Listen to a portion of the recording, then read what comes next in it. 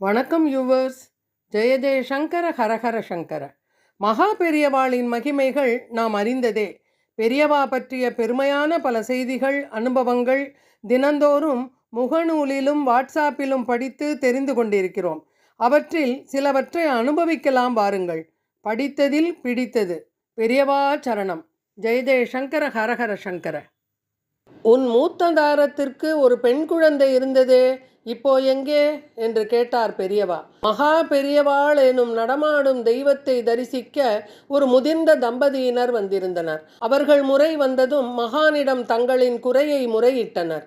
கணவரின் கண்களில் நீர் ததும்பி நின்றது. குரல் உடைய அவர், பெரியவா, எங்களுக்கு குழந்தைகள் இல்லை, உத்தியோகத்திலிருந்து ரிட்டையர் ஆயிட்டேன், பல வருடங்களாகிவிட்டன, வாழ்க்கையிலே ஒரு பிடிப்பே இல்லாமல் போச்சு, யாருக்காவது உபகாரம் செய்யலாம்னு தோணுது, அதனால் இங்கேயே வந்து மடத்திலேயே பெரியவாளுக்கு என்னாலான கைங்கரியம் ஏதாவது செய்யலாம்னு நினைக்கிறேன், மனசாந்தி கிடைக்குமான்னு பார்க்கிறேன் என்ற ரீதியில் தன் மனக்குறையை கூறி நின்றார். பெரியவா தன் கருணை பொழியும் கண்களை அவர் மேல் படரவிட்டார்.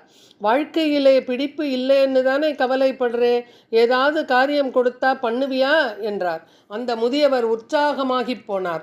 பெரியவா உத்தரவிடுங்கோ என்றார் மகிழ்ச்சியோடு. அந்த பேச்சை அத்துடன் பெரியவா நிறுத்தி கொண்டு பின்னால் தரிசித்து நின்றவர்களுக்கு பிரசாதம் கொடுத்தபடி இருந்தார். பக்தர்கள் வரிசையில் இன்னொரு தம்பதி தன் மகளுடன் வந்து நின்றனர். பெரியவா, இவ எங்களோட ஒரே பொண்ணு, இவ கல்யாணத்துக்கு பெரியவா ஆசீர்வாதம் பண்ணணும் என்றார்கள். பெரியவா அப்போது அங்கே நின்ற மேற்கூறிய முதியவரை அழைத்தார். வாழ்க்கையிலே பிடிப்பு இல்லைன்னு சொன்னியோன்னா, இவா இந்த பொண்ணுக்கு கல்யாணமாகணும்னு சொல்றா, அந்த கல்யாணத்தை பண்ணி வைக்கிறது உன் பொறுப்பு, நீதான் கன்னிகாதானம் பண்ணி வைக்கணும் என்றார் பெரியவா. முதியவருக்கு பேரானந்தம். செஞ்சுடுறேன் பெரியவா என்று பெரியவாளை விழுந்து வணங்கி எழுந்தார். அதற்குள் மடத்து ஊழியர் ஒருவரிடம் ஏதோ சொல்லி அனுப்புகிறார். எழுந்தவரிடம் பெரியவா அவருடைய மனைவியை சுட்டி காட்டியபடி 2 விரல்களை மட்டும் விரித்து காட்டினார். பெரியவா சைகையினை அவர் புரிந்து கொண்டார். இதற்குள் மடத்து ஊழியர் பெரியவாளிடம் ஒரு விஷயத்தை சொல்லி நகர்ந்து விடுகிறார். இப்போது பெரியவாளின் முகத்தில் லேசான மாறுதல். ஆமாம் பெரியவா, இவ என்னோட 2வது மனைவிதான், மூத்தவ காலமானதும் இவளை கல்யாணம் பண்ணிண்டேன் என்றார்.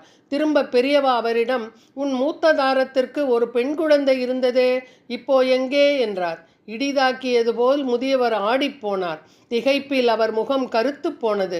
பின் கொஞ்சம் சுதாரித்தவராய், இவ சித்தியா வந்தா குழந்தையை பாடாப்படுத்தினா, ஒரு நாள் யார்கிட்டையும் சொல்லாம குழந்தை வீட்டை விட்டு போயிட்டா, தேடாத இடமில்லே, போனவதான், அதுக்கப்புறம் இவளுக்கு குழந்தை பிறக்கலே, அந்த குழந்தையை பிரிஞ்ச சோகம்தான் என் வாழ்க்கையிலே பெரிய பாரமா போச்சு பெரியவா, மன உறுத்தலோடு எதிலும் பிடிப்பில்லாம போச்சு என்று தேம்பி அழுதபடி அவர் கூறிய போது துக்கம் தொண்டையை அடைத்தது. அழாத, இவதான் உன் குழந்தை, வீட்டுக்கு அழைச்சிண்டு போய் கல்யாணம் பண்ணி வச்சு சந்தோஷப்படு, வாழ்க்கையிலே இப்போ பிடிப்பு வந்திருக்குமே என்று ஒரு ஆச்சரியமான தகவலை சர்வசாதாரணமாக கூறி முடித்து ஆசீர்வதித்தார் சர்வஜரான மகா பெரியவா.